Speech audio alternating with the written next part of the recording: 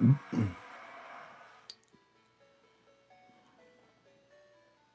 first impression on reading the script is just wow. Please, please let it be me.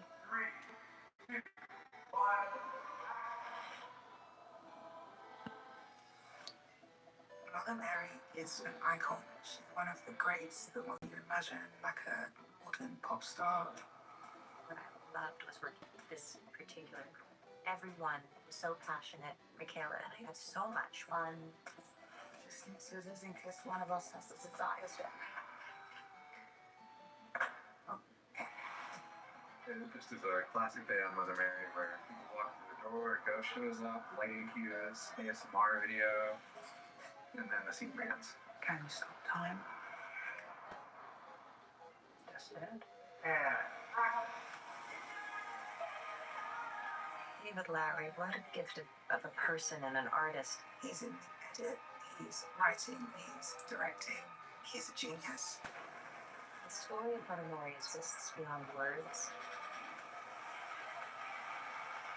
I haven't seen anything like this before.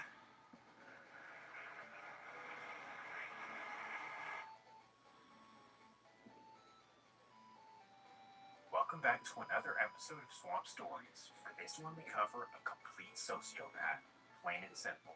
A rapper who wreaked havoc on the streets of California for no reason and with zero remorse, slamming out his own friends and even family members, all while maintaining the image of a rapper who everyone likes. Possibly one of the grimiest rappers we've ever seen. Or maybe not. You can be the judge. In this video, you'll see how a good kid can turn into an absolute savage, just like that. And how constantly backdooring your friends will eventually come around to bite you. So welcome to the Samoan Grim Reaper. But before we get into it, let me run the intro.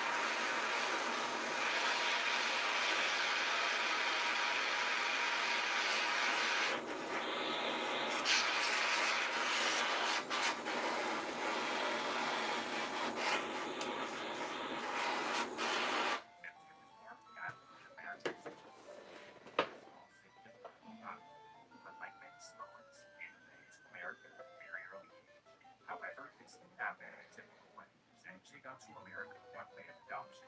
Adopted to an upper-class white family in San Francisco. A culture shock is definitely an understatement, but at least he had cousins in San Francisco that he could see kind of relate to. Nonetheless, on paper, MJ's childhood was pretty great. He attended private public schools, playing sports, staying on right that. He wasn't on the trenches, getting exposed to the things that his counterparts high school, MJ would attend an all-boys private school called Archbishop Reardon. Here, he would thrive as a rugby player, actually becoming one of the top recruits in the country. Strong, fast, relentless, fearless, as he led Reardon to winning this really boy on the field, really. But by the time MJ was at this stage, his family had actually moved to San Francisco, in particular, Middle Projects. This is At Metro Appliances and More, we offer the region's largest selection of appliances. Expert by your side. And with years of training and hands-on experience in everything. like you gotta start tell yep. His previous shelter life far gone. Now he transit with his cousins. And when you're young in San Francisco, being around French babies is kind of like it's constantly seeing your trench baby peers in for $20,000, $40,000 lakes, never getting caught. Like you're in class studying or just doing a chemistry exam, and there with their flexing $50,000 cash, designer on every euro you can have. It's tough to swallow everything into the sea. She started to so true. Now this back. Now the class he graduated from that in 2016. The opportunity to play rugby in college. But the streets already consumed his mind and his heart. Against around his cousins. No, it's not mine. This is Which is pretty much the last set of this is the blah, blah, blah, the together. People come tear it up. no, I'm playing on the Delta emulator app.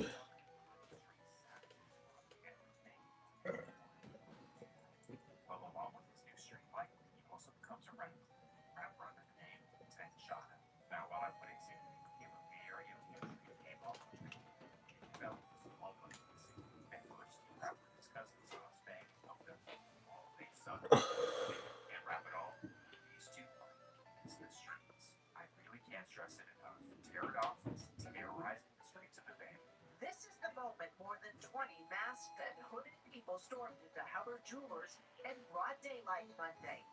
Surveillance video shows two carloads of burglars breaking into a San Francisco smoke shop in the middle of the night.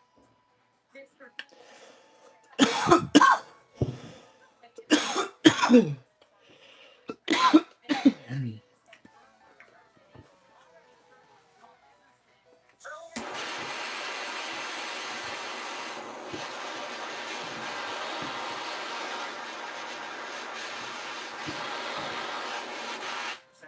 they tear it off that most of the time it's easy to get.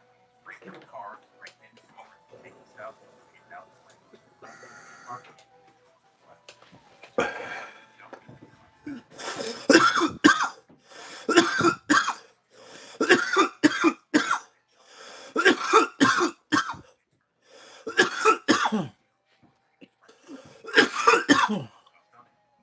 trying to give it up. Right to the head.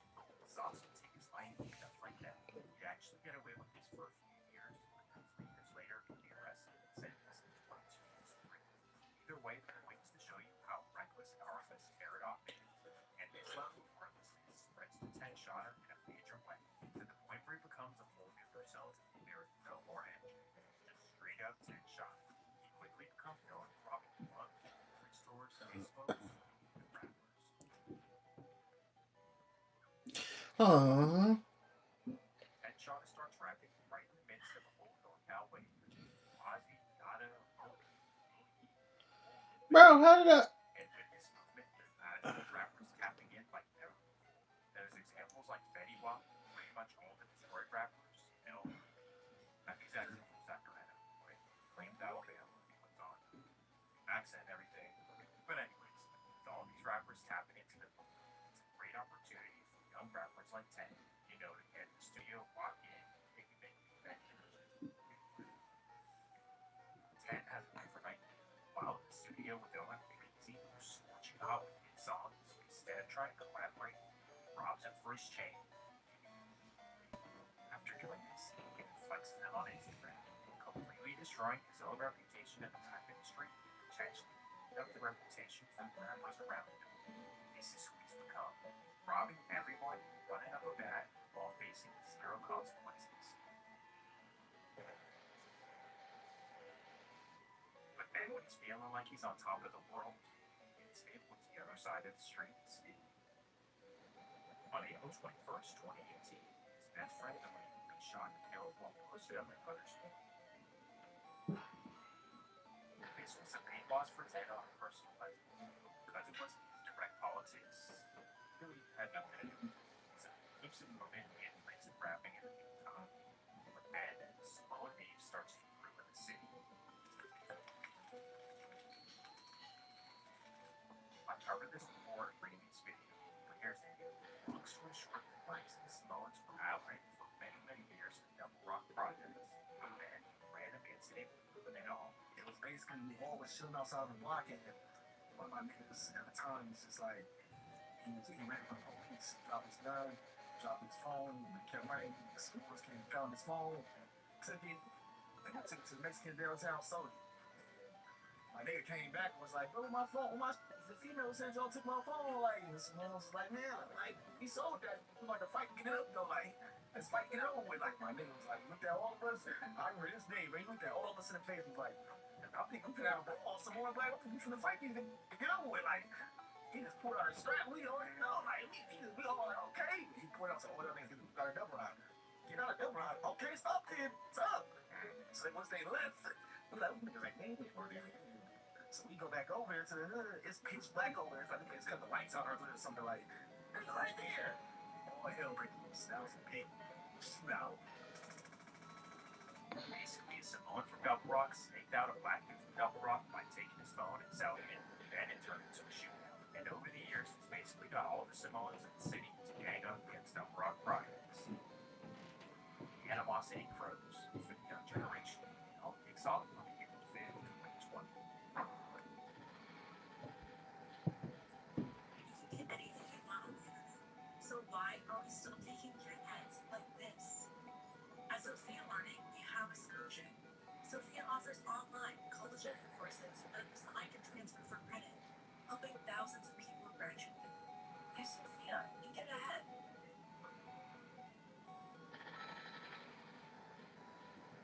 Hey everybody, I'm Dave. Here with the big club. What to do if they go. First out, time off. Now the game is out for not a meeting. More like a movie for you. This works for you. You can now get an instant view of your money being adopted. My party feedback.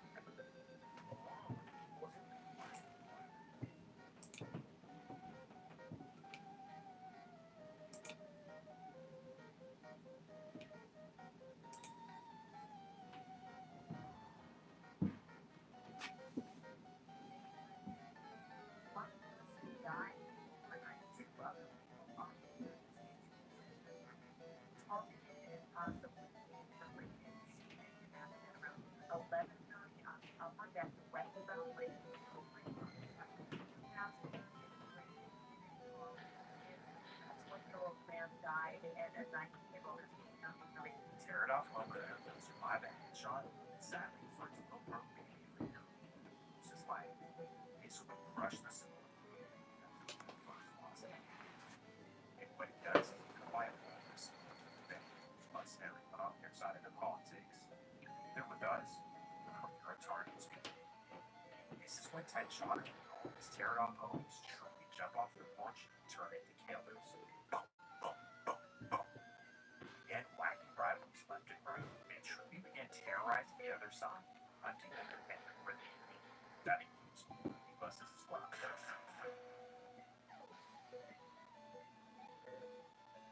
It's a real rollout. Two sides hate each other. If one side slips up even once, you're probably dead. And in a war like this, one thing that is very important is to make sure that your side is solidified. No infighting, no internal beef, because that only helps the enemy. Now, for most people, this is understood. There's some lives that we don't know what it is. Ted shot him, he doesn't care. have something that he wants, whether you're on his side or not, he doesn't care. He's gonna get you for it.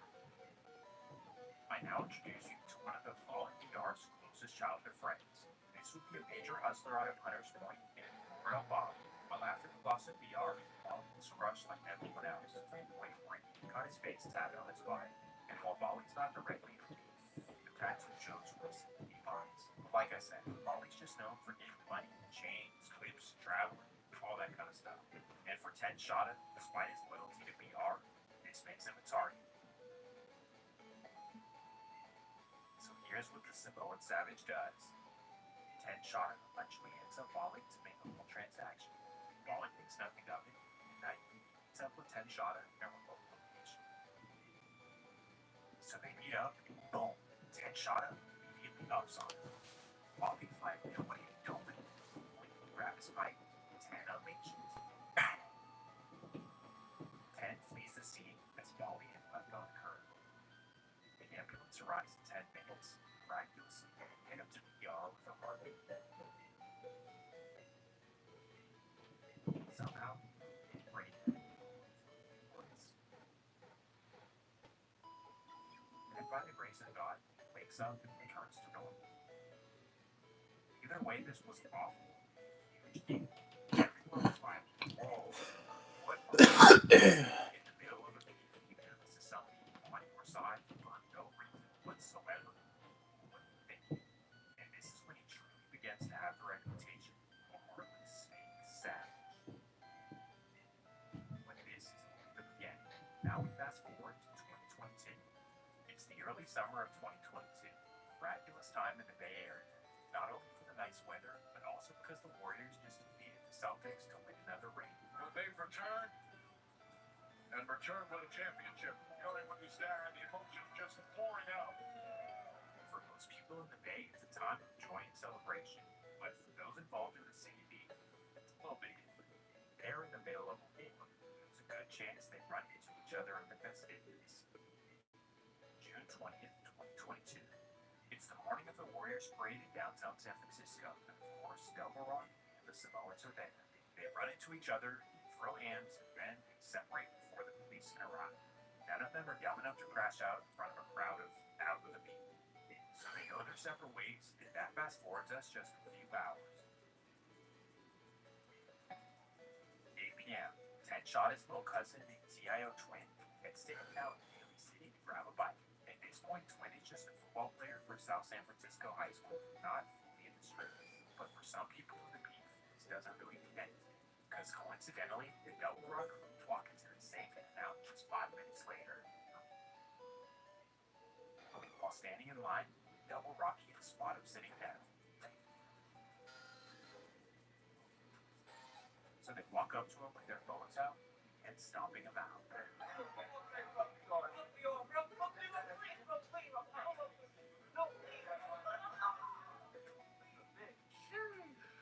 This is disrespectful. The worst part about it is that he posts it on Instagram and goes viral. Well, when his big cousin Ted Shada sees this, he's pissed. Like, oh, they're sorry off point, stomping out one cousin, embarrassing him, and creating a really in the streets. Okay, Ben, watch this. 10:30 p.m. Here we are in downtown Oakland. Many people outside celebrating the Warriors championship. In particular, the brother of a Double Rock rapper known as Nick Cuts is hanging out at halftime sports bar. Now, this dude is not in the streets or not in the beef at all. But after what happened earlier, the other side just doesn't care. They get word of his location, and they're on their way. At 11 p.m., while he's standing outside talking, the call pulls up. This is when 4 masked men with Dracos hop out of the way and run him down.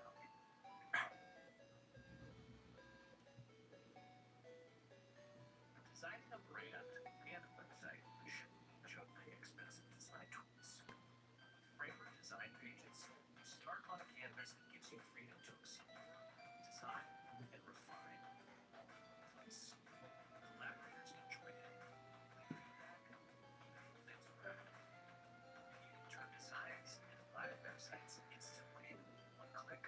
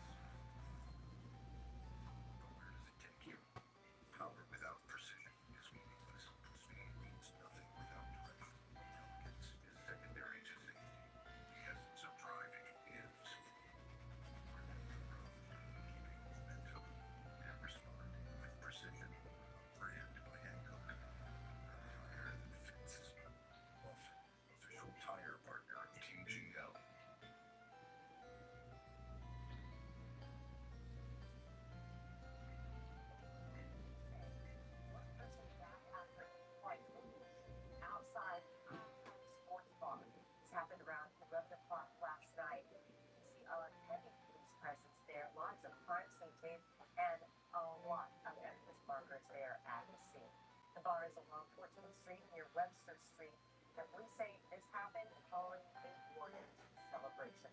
No one can find the conditions of the other victims who were shot and what led up to that shooting. Now, this was a major deal because from the simple rules of being people came in and out. But for Ted and his boys, it's like you snubbed out our little cousin in and out and made them the so it's only right. Disgusting acts all around.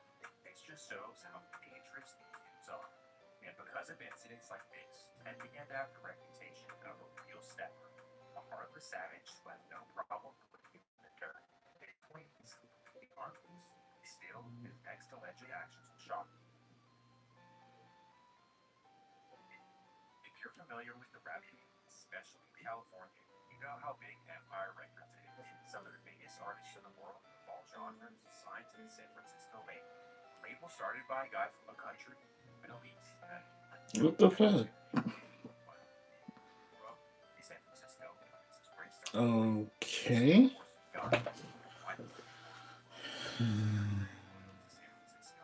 Despite having major contracts with the biggest artists in the world, developing local talent. Even if the artists have no real potential of blowing up big, they'll still dump some money into their career just to, get back to the city. And because of this, What the hell is it called? San Francisco. Even if you're not gonna go rob Empire or bring your bullshit because the respect is just way too high. This is true for 99% of the city's hoods and rappers. One guy just doesn't care. And that takes us to December 12th, 2022. EXP. South Park. Rapper Prezi is there, trying to make it. So he's in there vibing, having fun with rappers from his hood like ZFN. And during the studio session, they posted on their Instagram stories, and of course, allegedly, Ted shot us where they are. And being the nosy savage that he is, he decides to pull up by himself, either to get in the studio and record with them, or to utilize his drums. 9:30 p.m. According to witnesses, this is when Ted Shada arrives to the studio and kind of lingers outside. Just chilling, blocking his circles. But coincidentally, at this exact time, Prezi decides to walk out of the studio to get something from his car. And when he steps outside, Ted Shada is right there, and allegedly, start flowing. 27 shots ring out, Prezi is hit once. Thankfully, he ends up being okay. The shooter gets wasted. This is a big deal in San Francisco. Lighting up Empire Studios, unreal. But before we get into that, you may be wondering, how do you know it was 10 shots? And honestly, I don't officially know. But after it happened, everyone texted me, 10 shots just shot Prezi in Empire Studio. 10 shots lit up Empire Studio. Everyone knew this except the police. And if we assume this is true, you gotta think, this guy not smart. As a rapper, you're just ruining any chance of signing with Empire or really signing with anyone in the industry. You just ruined it all. You're getting yourself into a one you will probably never get out of. You're toxic and everyone's scared to be around you. Well, except for people who don't really know who you are. As we know from the following situation, Ted Shada has no problem crossing for money.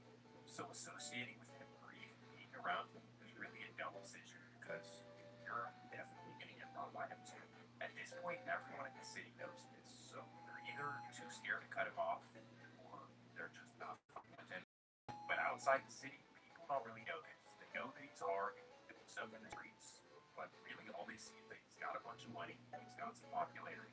His collaborations with Tear It Off Breezy, Frito Bags, and X-Screw kind of solidify him as a local star. And because of this, struggling rappers outside the city are willing to lock in with him and, make music or do whatever. So that introduces us to a brand new character. I now introduce you to a young man of Caucasian by the name of Max Mason. Now, Max is your typical wannabe street dude. White dude born and raised in the suburbs of New York City. For whatever reason, just wants to be kind of a hard.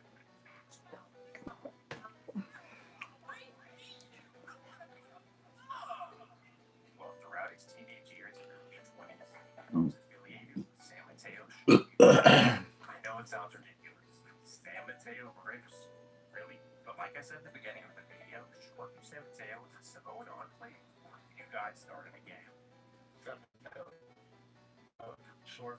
That. So, tell me a little bit about that.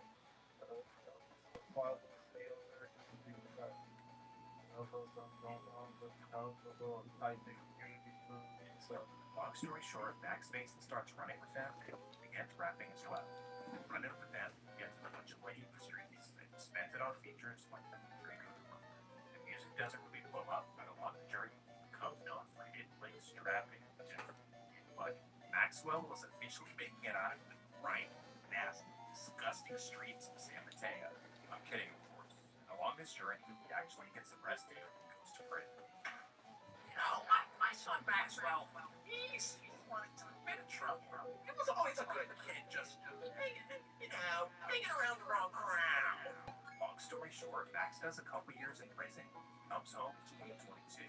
After all them years of hitting links and running it up, he's now home on ground zero. No money, and time to run it up again. When it comes to purchasing a new appliance, we'll cover lots of questions like where do you shop first? Or what specific appliance is going to provide all the options to fit your specific needs? Oh, and let's not forget about the most important one, how to get exactly what you want at the very, very best price. The answer to all these questions is simple. Metro Appliances and more. I'll tell you why.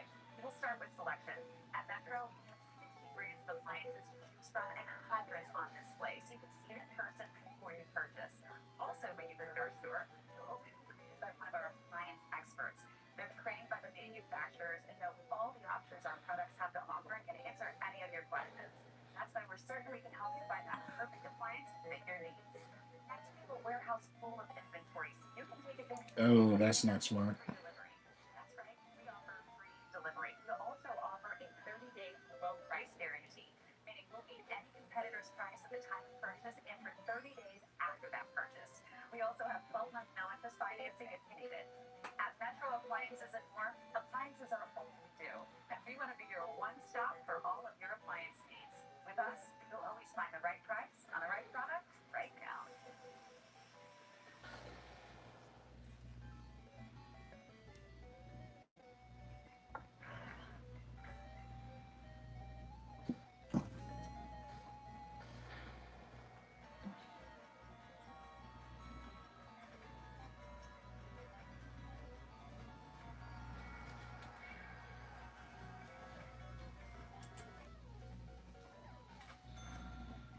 This is where Max makes a terrible mistake. Ew. Oh, excuse me. And shot him. Now Max sees this as the perfect opportunity. Ted is known for getting money, so when he money with him, then he can help me out as well. So Max and Ted shot his money.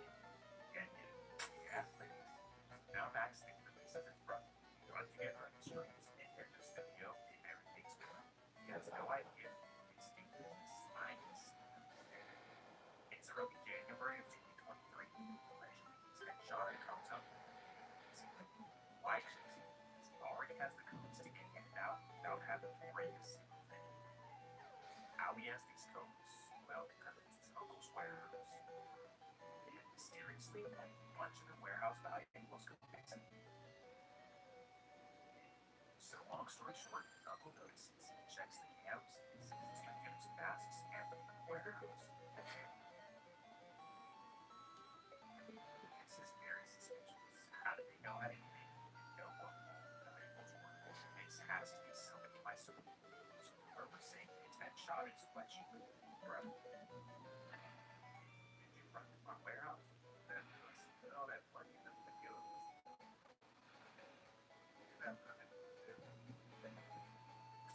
Hell no, but I'll figure out who did it. I promise you. Here's what makes him messy. Max Mason has always seen the tech shot to his uncle and he's saying, like, what the fuck, but he's thinking, yeah, he's thinking myself. I'll go ahead and basically they allege that he just sees his own ass, throws Max under the bus.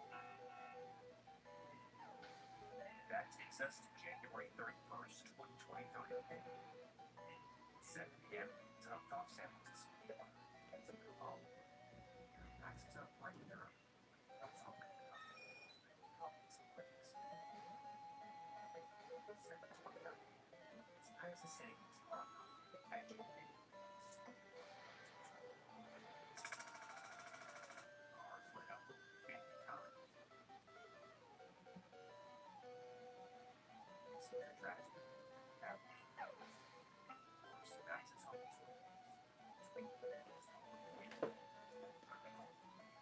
Down a lot.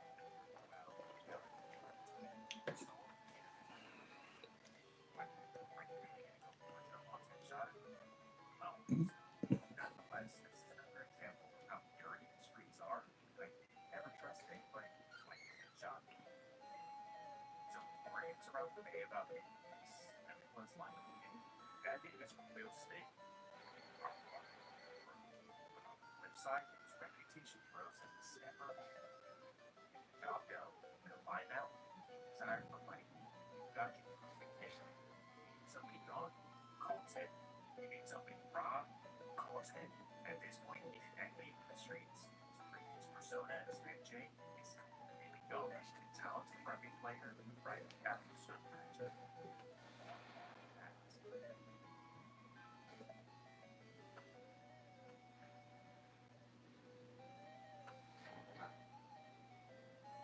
That fast forward message. Let's leave. Now I introduce you to the San Francisco mission meeting at NCU Basketball, also known as Lex Wings. Now Lex looks like a big old teddy. For those who know him, they know the way. This dude is the major scammer, hustler, action slayer, and risk-taker. Pretty much he's a rich Mexican tech-shotter just without the money. Lex loves to splurge with his money. This lifestyle. And when I say it, that means crossing for a bet. So long, cross the home first. Even legend, this anonymous trapper cross $100,000 on his head. Markets around the city of San Francisco, Lex knows this is bad news. So this is when he tucks off Southern California City on later to the small world. At least that's what he thinks. February 24th, 2023. Lex returns to the bay after a short while. Weirdo, particularly on his name, and Steve still possibly the worst I could go from home. At 6 p.m., he parks his car on the 7200 block of International Boulevard and goes inside the lift. Little does he know, a man in a stolen Infiniti is on his train. Inside the news, it's outside. He's going to stay there. Lex walks outside.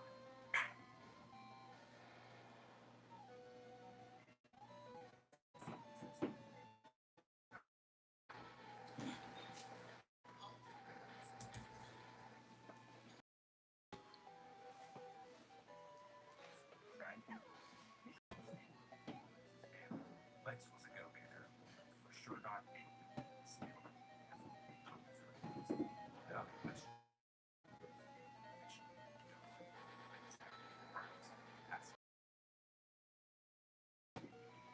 Like I said, all of this is the dead. Job done. There's really no one better. Fresh no Saturn. All these years of wild lifestyle is still there. But then it's a little too out of control.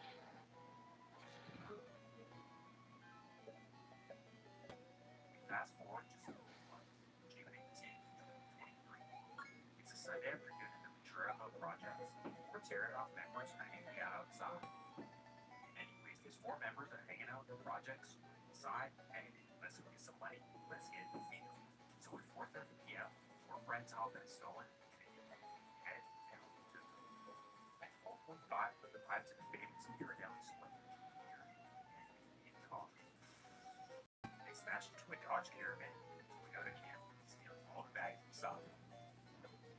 This is one of my standard called 911. Still, as a absolutely done. So for the next 2 hours straight, we tear something outside of San Francisco block by block. Maybe breaking in dozens of cars. No signs of anything. It said, they're still in the field and now they're being ignored. This is when Xavier and Jabbar approach a black Chevy Blazer with an out-of-state license plate. Inside is a couple from Las Vegas. Driver changes as they come, so as soon as they walk up to his car, unleashes. Boom, boom, boom. Jabbar and Xavier are absolutely stunned as they sprint back to the event. This is when the Chevy Blazer, just committed a felony, speeds off. Members of the event team are not happy, so they decide to pursue the Chevy. This is full crash out mode. Flying down the Embarcadero, the Chevy Blazer is being chased by the teared off event. The Chevy gets slowed down in traffic near Pier 35. This is when the Infinity catches up. Two members hang out of the window. Pow, pow, pow, pow, pow. The Las Vegas area is filled with bystanders. The Chevy somehow maneuvers and speeds back on the way out to the Embarcadero. Of course, the teared off event still pursues.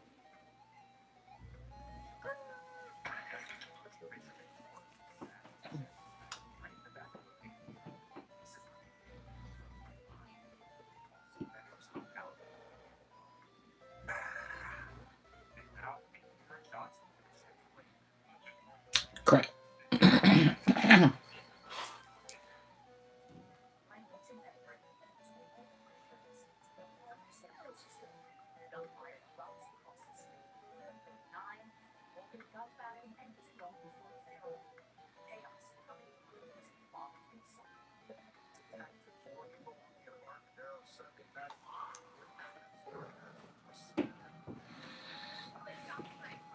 Gunfire went. And then most of them were and it didn't stop. Like 20,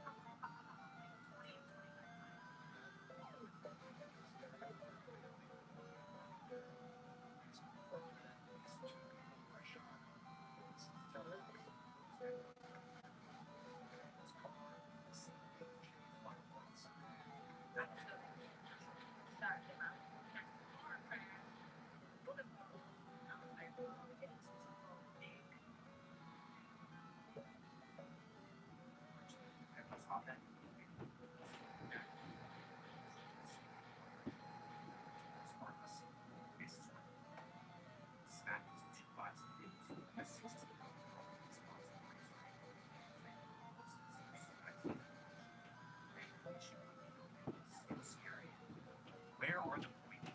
Somehow, the broken windshield into the main bridge. And approximately Oh, whoever donated, you are the man.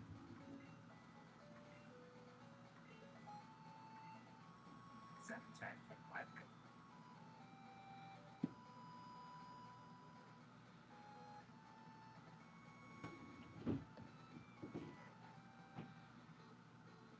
The car behind the event warehouse. Police deliver. They hitch the car and send it to the police station. Somehow, they will get away with extracting evidence.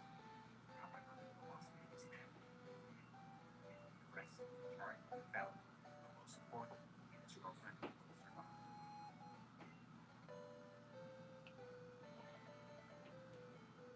Hi, I'm the executive director of Missouri 811.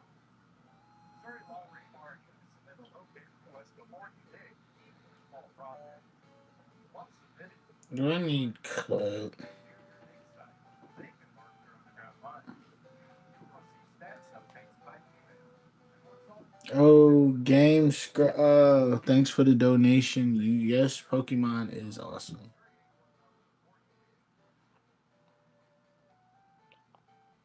Missouri 811 report you dig. You're dope. That is the first ever donation on the on a live. So you know what? That is history right there, folks. We did it. You know, it's the little things I appreciate, and that is something that is really dope. Launch website. Start providing for free. Southern Bank.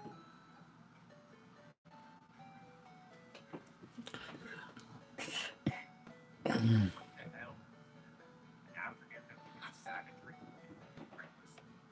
Whatever. This is when one of the members of the creature Oh wow, you see, bro, you are cool. You got shot at. Appreciate it. You're awesome. Like I really do. I appreciate that. You are dope. I really hope that you like are liking the stream.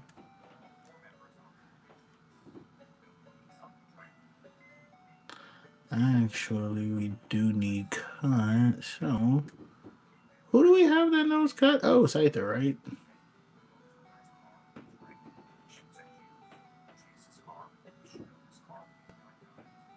Wait, I thought I had a Scyther. I don't have a Scyther. Who knows cut? Wait, does Krabby know cut?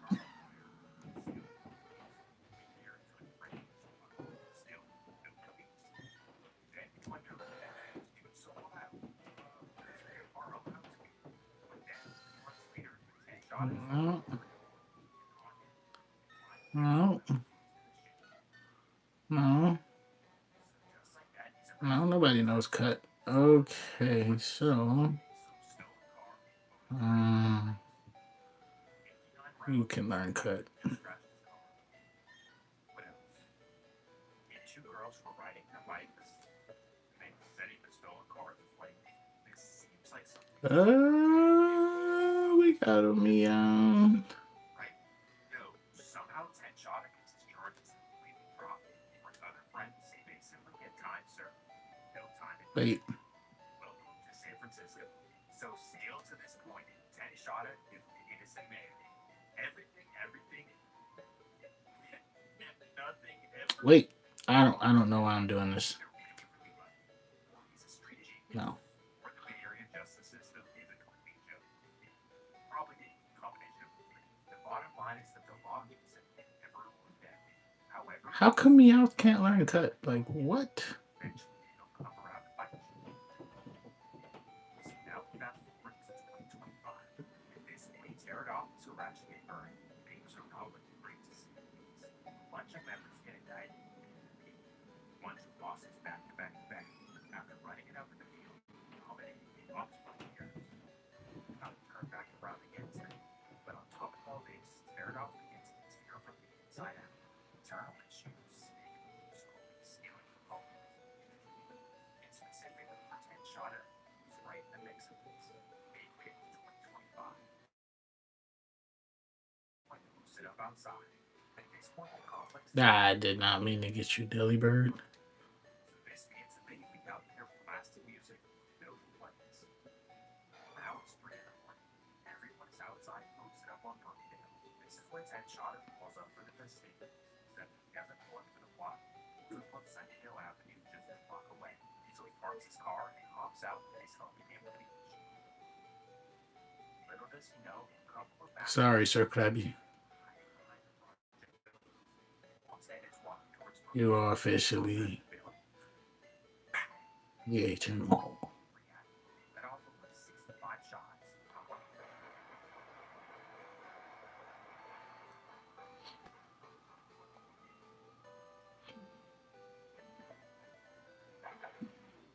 Tragically, Ted Shotter passes away at the scene.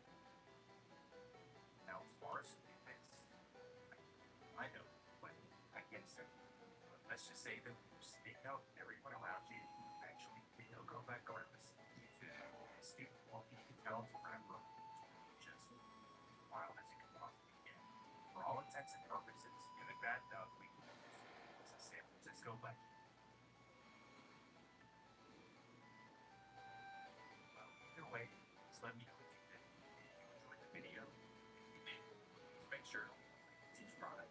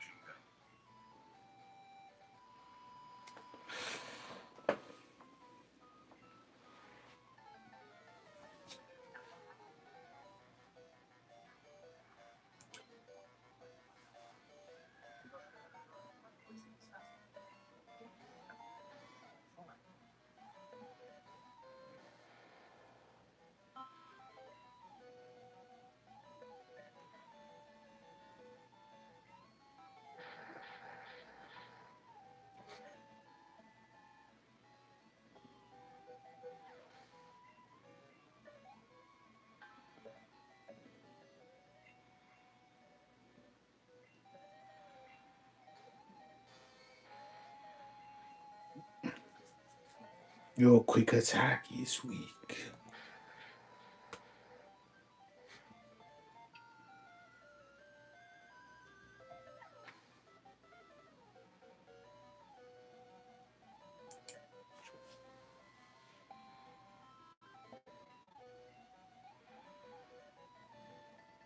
So it really looks like the Chiefs are preparing to be aggressive and quite possibly shock a lot of people in the process if they manage to pull it off. Honestly, I would be all for it. Then a former Chiefs player is getting roasted online for complaining a couple Super Bowl opponents and giving a surprising answer as to better to also make the case as to why upgrading the pass rush is the most important thing that we need to do, and also why Spags is part of the problem here. I'll talk about all that and more. But first, countdown thoughts.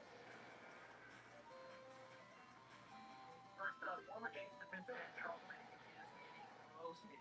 Online, listening at a recent podcast with Emmanuel Macho and others on his podcast, that the 49ers roster from Super Bowl 58 was better than the Eagles roster in Super Bowl 59. And I think he might be a little biased here as a former 49er himself, and might be wrong. The 49ers roster in Super Bowl 58 was very stacked, okay? This is no disrespect to them. They had George Kittle, Brandon Ayuk before he went insane with Debo Samuel, Javon Jennings, Christian McCaffrey, of course, and then Brock Purdy was slinging that thing all around. On defense, Fred Warner, Nick Bosa, Eric Armstead, Javon Hargrave, Charvarius Ward, Trey Greenlaw slightly towards Achilles in the second half, but right around there.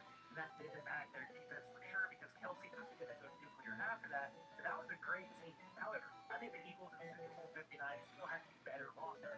A.J. Brown, Saquon Barkley, Devontae Smith, Dallas Goedert was no slouch. Jalen Hurts was playing out of his mind. And on defense, Zach Bond was having a great year. The D-line was elite. Josh Sweat, Milton Williams, Brandon Graham, Oakland Crew, Jalen Carter, and then the secondary was flying all around. Cooper DeJean, Quinton Mitchell, and the list goes on. I knew by about week 9 and 10 of that year that the Eagles were definitely going to be playing in the Super Bowl. And while Philly's blowout win makes them appear like there was a huge gap between the 49ers and Eagles rosters, I think it's closer than it appears, but I'm still giving the edge to the Eagles. They were a complete roster through and through that also took advantage of the Chiefs' banged up line, and the Chiefs made some mistakes in Super Bowl 59 that they did not make in 58. Mahomes threw a pick six is just one example. Let me know what you think. Which roster between the Eagles and the 49ers is better? Argue about that in the comments down below if you want to. Next up, the Chiefs had pass rusher Ruben May Jr. in for a top yesterday. Time prior to the draft, and there's definitely smoke regarding the Chiefs being interested enough in a pass rusher to consider trading up to get their guy. And honestly, if it's they really want, they might need to do just that. Ian Rappaport said last week that the fact that Chiefs are meeting with guys like Dick Bailey and Ruben Bay Jr. means they're at least considering the possibility of trading up in the draft. One of the teams standing in their way, though, is the New Orleans Saints. Fans have been mocking Bane to their team at 8th overall at a 40% rate, and his odds of being available goes from 67% at 8 all the way down to 31% at 9, where season the reason for that is Jeremiah Love is probably gone by then, and they have several defensive pieces, including Cam Jordan, their sack leader last year, likely playing elsewhere this season. So with that context in mind, the Chiefs might need to get to 7, swapping with the Commanders, or possibly 6. With the Browns, if Baylor's still there. Well, good news is, according to Matt Miller of ESPN, some league-wide sources believe the Browns would trade out from number 6 to another team that's trying to move up for a pass rusher like the Dallas Cowboys. Obviously, the Chiefs would fall into that camp as well, so maybe you can get to 6, and if Bane is there, that is a big win. Now, the reason why Brett Veach and the front office should at least be preparing to try, and I think are trying to trade up, is because the defensive end room is in a bad place. They've done nothing to upgrade the room so far. You've lost guys. That's really all you've done. And outside of George Karlaftis, there's not a lot going on in that room. Jelani, he's still to be determined. Okay, I'm not going to give up on him. And he was trending up in the back half of his rookie season, but he's still to be determined. FAU will be back. He missed all of last year with a hamstring injury.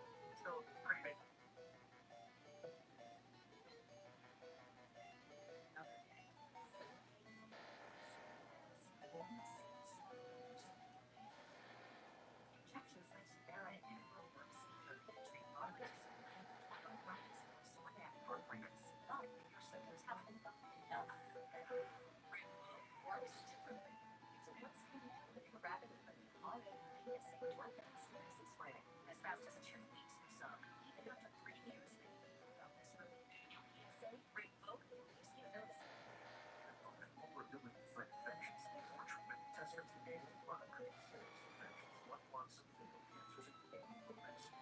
Something different.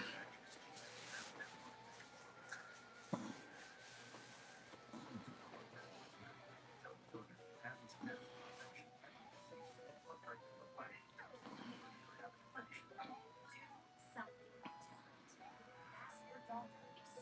Remains life. Mm. So fear learning, education versus schools is affordable for everyone. Better can offer online also courses that are transfer friendly. No students are built to lose, no challenges. At Sophia, we feel real solution. Scientific advice from favorite. Mm. Big question mark to me, though. I think the guy was working second and the third team defense during preseason before he hurt his hamstring. Even citing a veteran after the draft like Cam Jordan, that would help the rim out, right? But then you're going to be your primary guy out there at the age of 37 years old. Now, Vega has his concerns, especially the historically short arm length, okay? But Dave Brugler of The Athletic projects him as a scheme versatile NFL starter who can line up wide over the tackle or inside as a three tech. Bane would certainly be the best pass rusher opposite Carl Loftus in years. He can play all three downs, stop the run, kick inside DHB, and again, he's won at a high enough level in college, at least consistently enough, that many analysts believe this should translate to the NFL. And I get it, not everybody loves the idea of Bane, but the need for defensive end help trumps every other position on the roster. The outside cornerback, they great about being able to draft corners high enough for their defense. I'm not extremely concerned and don't think they have to take somebody like Montour, Delane, and Nigel Pearl, for example. I think they will draft a corner early, 29 or 40.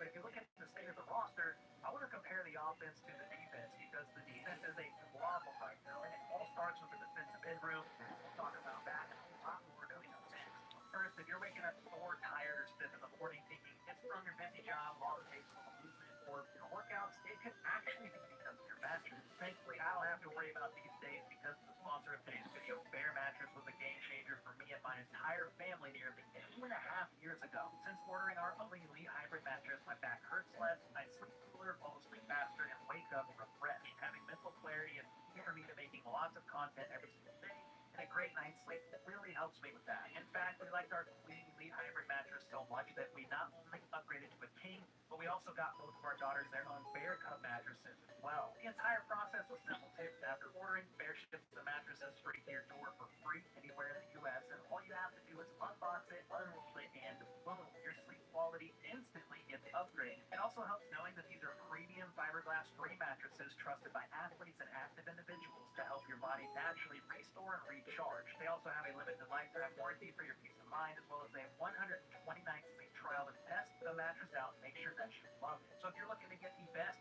sleep for your active lifestyle like I did over 2 years ago, head to bearmattress.com/HBTC and use code HBTC to get 40% off your Bear mattress. This is higher than what's being offered on site, so check them out while you can. Then after you check out, you can support my channel by telling them I've seen you and they're through this survey. Okay, let's talk about the Chiefs defense because the biggest question I have is, what do they do to actually get better this offseason? You lost Brian Cook and brought in a Logan Gilman, so that is serviceable. I think the safety room is in a decent spot. The cornerback room, no more Jalen Watson, no more Trey McDuffie.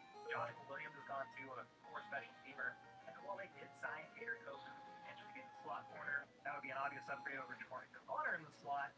Thing is, Koku's coming off of an ACL and is still to be determined. We'll see about that one. They also lost linebacker Leo Chanel in free agency.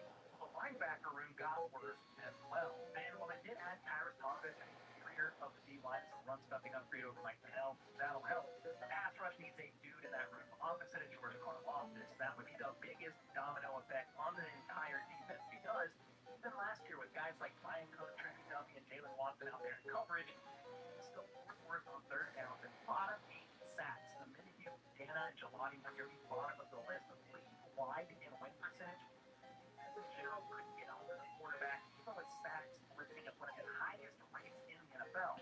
Meanwhile, on offense, the domino effect has already happened when they brought in Kenneth Walker to massively upgrade their running back room. The most dynamic and explosive running back in all of free agency. Yes, please, that's going to make life easier in the pass game. It's going to open up additional opportunities that were never there last year for anyone running routes because nobody respected the Chiefs' run game at all. And of course, it's going to take pressure off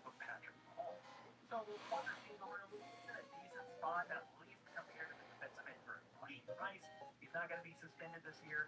Xavier Worthy will be healthy, and Andy Reid already confirmed they're going to use him in more diverse ways in 2026. They had to limit his usage last year to protect that shoulder. They also brought Thornton back, and his usage will go up, especially considering he's getting paid enough to not randomly get benched upon Rice's return like they did last year. And of course, Kelsey is here for one last ride as well. Now, don't get me wrong, they still need to upgrade the room. Hollywood Brown is no longer around. He's with the Eagles, and Juju Smith-Schuster is still a free agent. So hopefully they can find a way to get guys in the room to help win, specifically against the man coverage. Hollywood Brown was their best man coverage leader last season. So yeah, wide receiver room is a better place than the defensive end room, but I am still saying draft a wide receiver early. And sadly, part of the reason why the defensive end room is in such a bad spot is partially on Spags himself. He's part of the blame here. Before I get into all that, I do want to say, even if I think Bain should be the first pick for them in this draft, I do not hate Patrick.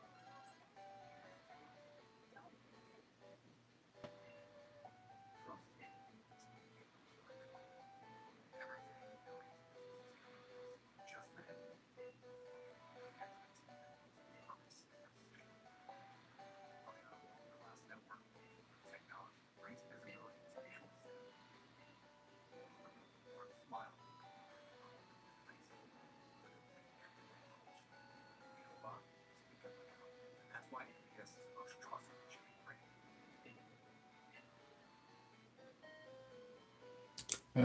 Okay. I saw one person ask me if I hated Mahomes because I helped him get Bane over Kate. My answer to him was no, I do. Sometimes the best way to answer a stupid question is by asking a stupid question back because it's the wrong question to ask. The question shouldn't be, do you hate Patrick Mahomes? It should be, do you want to see the Chiefs win the 2026? If your answer to that is yes, then I think that's why the priority should be on the defensive end room, unless you want to go back to 2018 where the Chiefs needed to put up 30, 35 points a game on offense just to have a chance to win. Then sure, who cares? Draft Tate, deal with defensive end and cornerback a bit later on. I'm definitely not anti-Tate. In the case he was scared away by Bane's arm length and drafted Tate instead. If Tate was there at 9, I would be ecstatic. There's depth in this draft with defensive ends, and I'm always up for adding weapons from all. Don't get me wrong here. Cardell Tate would be a playmaker in this offense. He converted 86% of his contested catches last season, recorded 0 drops, which did reflect the fact that his hand size is 94th percentile and his game speed on field is more dangerous than his straight line 49 shows. Part of the reason why is he's a solid route runner who is still only getting better. Now, even though they absolutely need to draft another Where is he at? early, I'm still not going to give up on the Chiefs draft pick from last year in the 4th round. That, of course, being James Royals. I understand the odds start to stack up against you if you don't really contribute your rookie year, but I have a few reasons why I'm not yet going to give up on it. For starters, I want to give most draft picks, especially day 3 guys, 3 seasons under their belt before they gain more weighted judgment. Year 1 as a receiver and Andy Reid's offense usually starts out very slow anyway, and part of the problem last year was Royals was dealing with knee tendonitis very early on. I think it was injured or banged up a bit in the preseason, and that's when he could have had more of a role, especially when Rice was suspended and then Worthy got injured week 1 in Brazil. However, Royals had to rest that knee, and then when games normally starts to ramp up rookie receivers a bit back half of the year, what happened? Rasheen Rice returned from suspension. You had a ton of depth in that room, so basically we're talking about Royals redshirted his rookie year. However, I would have liked to see Royals play some real meaningful snaps after the Chiefs were eliminated from the playoffs. I think he finally did week 18, but it still made no sense to me. And while some said Royals didn't even know where to line up, and that's part of the reason why they didn't really play him, some of that light falls on the wide receivers coach. Nate Taylor of ESPN recently put out an article that basically said there was a lack of attention to detail in meetings as well as practice. That's one characteristic for an Andy Reid team, and that is part of the reason, in my opinion, why Eric Bieniemy's back. Because he's going to get on everybody's, you know what, all day, every day. Any mistake, he's going to let it go. But Vic Big Red also upgraded the running backs coach to Marco Murray, a lot more experience there, as well as the wide receivers coach Chad O'Shea. With that in mind, let's give Royal some time with the guy who coached receivers the previous dynasty, the Patriots, and then see what happens. Here we talk about part of the reason why the Chiefs have not been great at drafting pass rushers over the years, especially in the Brett Beach era, despite trying to draft multiple of these guys pretty early on. Beach on, Beach missing a little bit, and drafting late in these rounds because of all the success, but also on the shoulders of Steve Spagnuolo and types of pass rushers he prefers in the room. Now, despite drafting pretty late, they've been able to find George Karlaftis, so that's nice, and you need another. Do it again this year, please. Now, Kulitzini DK Uzama would have been awesome if he panned out. Would have been perfect, actually. But he did not. Mike Dana, meanwhile, was fine as a fifth-round pick. He didn't live up to expectations after they extended him, but oh well. Fifth-round pick. You live and you learn. Breland Speaks didn't work out. Joshua Kando, not really. BJ Thompson was a speed rusher, more of a developmental guy. Didn't work out because of health issues mainly. And finally, Ashton July, he's still to be determined. The thing is, Spags wants a pass rusher that is a bigger-bodied, longer-armed guy that can help set the edge, stop the run, be used on multiple downs, and not just a designated pass rusher on third down. He wants them to be a bit of a Swiss Army knife and how you can use your defensive ends, even having them kick inside from time to time. Well, that does kind of eliminate speed rushers. Those guys typically can blow by people on them and passing downs, but they struggle against the run and normally can't kick inside. So, yes, Spags does have some blame here, but there's also positives to his preferences. There's a reason why the Chiefs defense, for example, rarely gives up explosive runs. Just how he is built for the defense, even with guys like Nick Bolton being great at stopping the run, Ryan Cook was incredible at making tackles and preventing explosives. With the one explosive run I can remember being a bunch of backups were in. Ryan Cook was out, and boom, just like that, explosive touchdown run. And I know I'm kind of talking about defensive ends here, but that is just a big positive aspect about how Spags builds his defense, even though, yes, he definitely get frustrated at times due to the lack of pass rush. That's why the Chiefs are going to have to be in on a pass rusher as early as possible in this year's draft. But let me know your thoughts on that in the comments down below. Have a good weekend. See me on Monday. I will be 35 years old. My birthday is on Sunday. So until next time, let's go. Let's freaking go. How about those?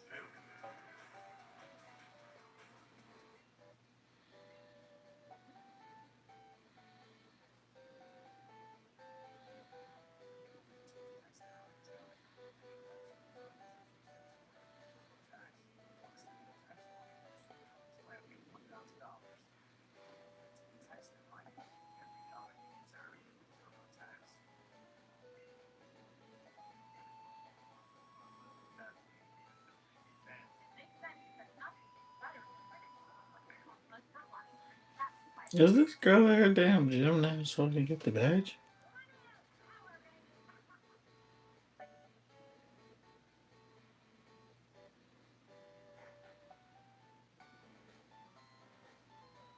Bro, this woman's still in at her gym. Where is she at?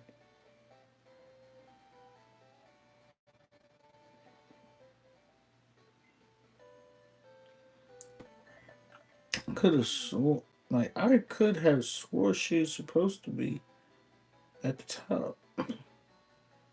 She's supposed to be here with, I guess, her boyfriend or whatever, but she ain't been here.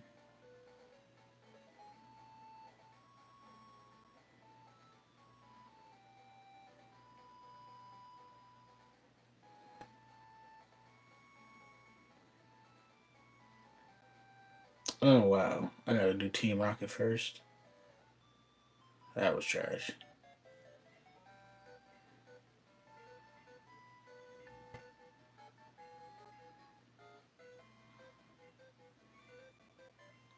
Yo, I'm about to thunder punch you in the face for wasting my time.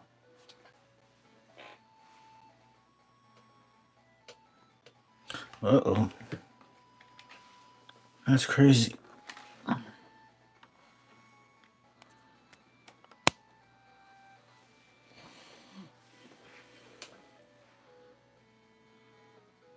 Yeah.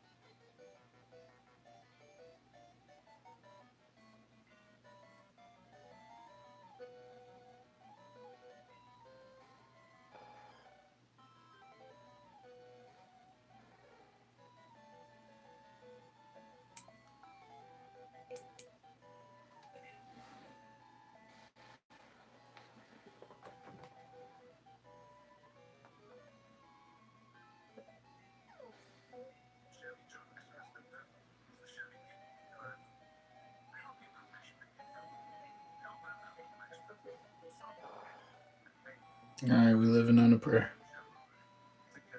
Oh, prayer answered.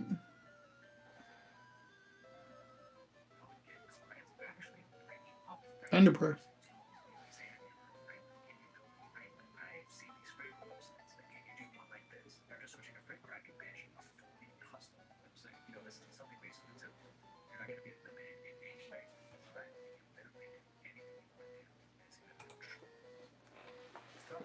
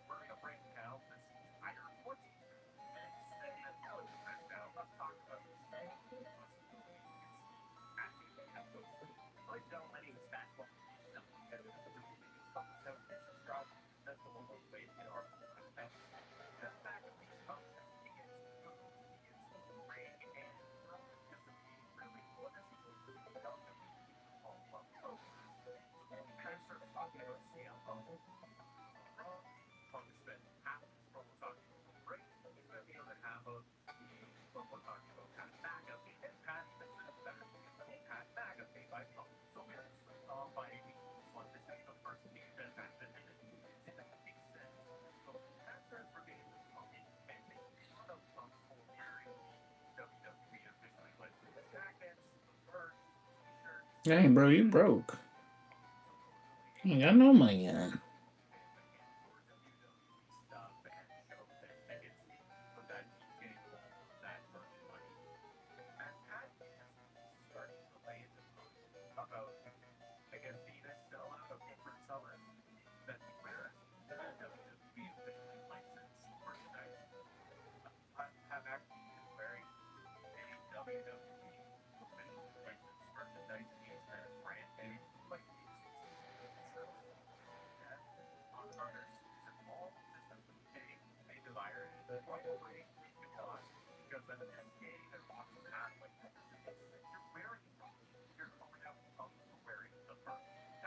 Bro, them people is slow. My speed is only 68.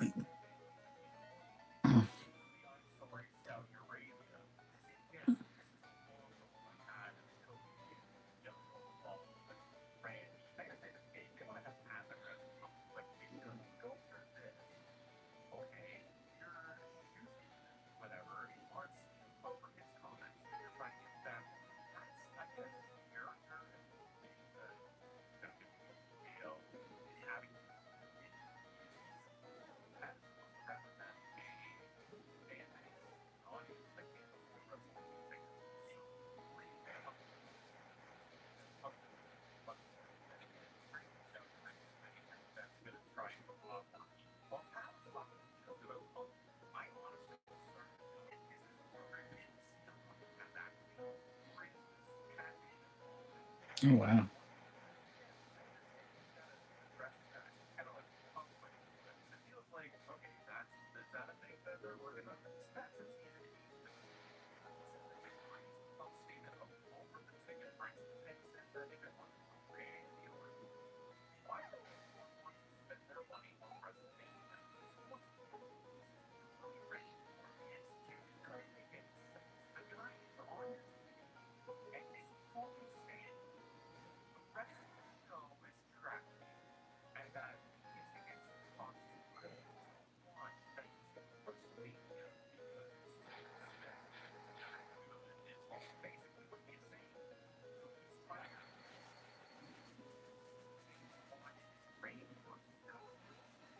We're kind of cooking? No, we're not cooking. We're not cooking.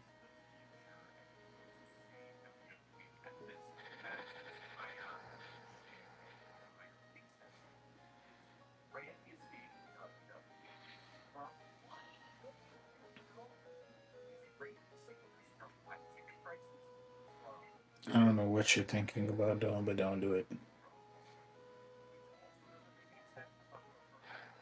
Wait, whoa, whoa, whoa, whoa.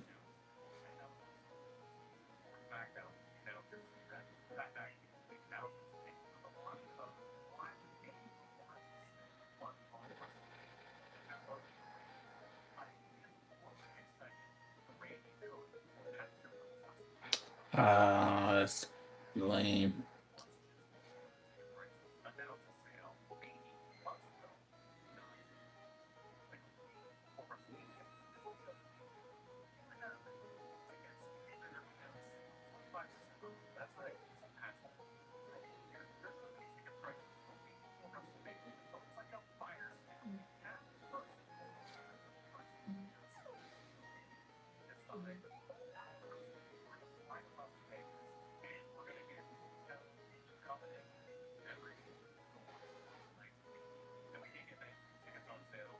Oh, we need a thunder prayer.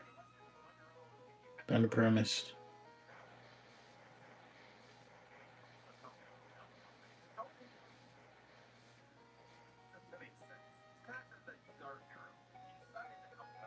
Thunder prayer.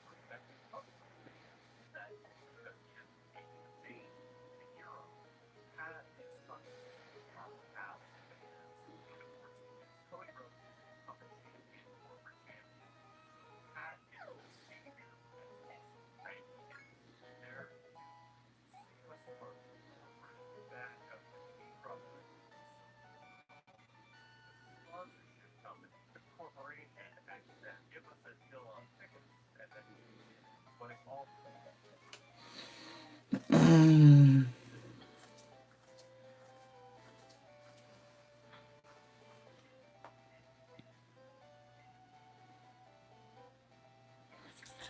All right, guys, we're gonna end this stream right here. But we got another badge, so that's not too bad. We got our first live chat donation today, so that is always a plus. But if you are here, made it to the end of the stream, I hope that you have a good rest of your night. Stay safe out here. It's your boy Professor Choke, and I'm gone.